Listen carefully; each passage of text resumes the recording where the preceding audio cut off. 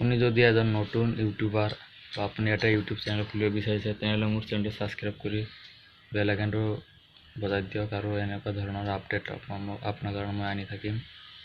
সেইকাৰণে মোৰ চেনেলটো ছাবস্ক্ৰাইব কৰক। আজি আপোনাক দেখাম যে আপোনাৰ নতুন চেনেলৰ নাম সাৰ্চ কৰিলে কিয় নাহে তাকে লৈ আজি আলোচনা কৰিম আৰু আপোনাৰ প্ৰব্লেমটো সলভ হৈ যাব মই আশা কৰোঁ। আৰু আপোনাৰ চেনেলটো যদি সাবস্ক্ৰাইব আহে মোৰ ভিডিঅ'টো চোৱাৰ পিছত তেনেহ'লে মোৰ ভিডিঅ'টোত এবাৰ লাইক কৰি দিব। তো বলক ভিডিঅ'টো আৰম্ভ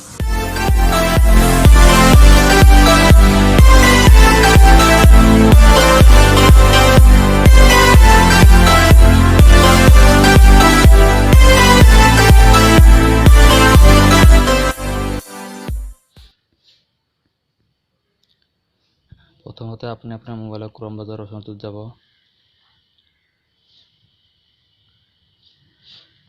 দেখুৱাই আছোঁ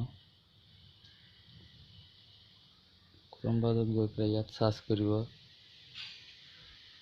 studioyoutube.com।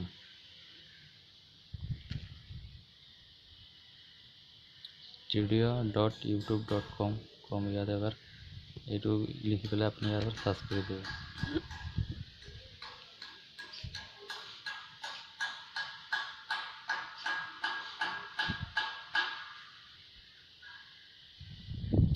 সাৰ্চ কৰাৰ পিছত আপোনালোকক এনেকুৱা ইণ্টাৰফেচ দেখুৱাব। ঘূৰাই দেখুৱাই আছোঁ এনেকুৱা ইণ্টাৰফেচ দেখাব।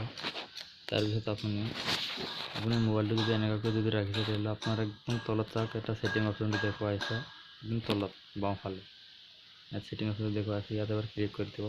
মই পথালিকৈ আপোনালোকক ডাঙৰকৈ দেখুৱাই আছোঁ। এই ছেটিং অপশ্যনটো এবাৰ ক্লিক কৰি দিব। আপুনি ক্লিক কৰা দিয়াৰ পিছত আপোনালোকে চেনেল অপশ্যনটোত এবাৰ ক্লিক কৰি দিব।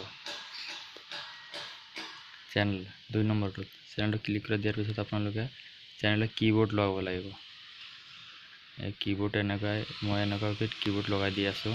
মোৰ এনেকৈ দি আছে কীবোৰ্ড। তো আপোনালোকে এনেকৈ কীবোৰ্ড বহাব আৰু কীবোৰ্ড বহাই পেলাই পিছত আপোনাৰ এই ছেভ অপশ্যনটো দেখা পাব। মই দেখুৱাই আছোঁ।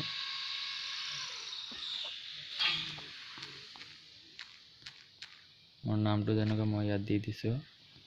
তাৰপিছত আপোনালোক ইয়াত বেলেগ এটাত ক্লিক কৰি দিব। আপোনালোকে ক্লিক কৰি দিয়াৰ পিছত আপোনালোকক মই দেখুৱাই আছোঁ।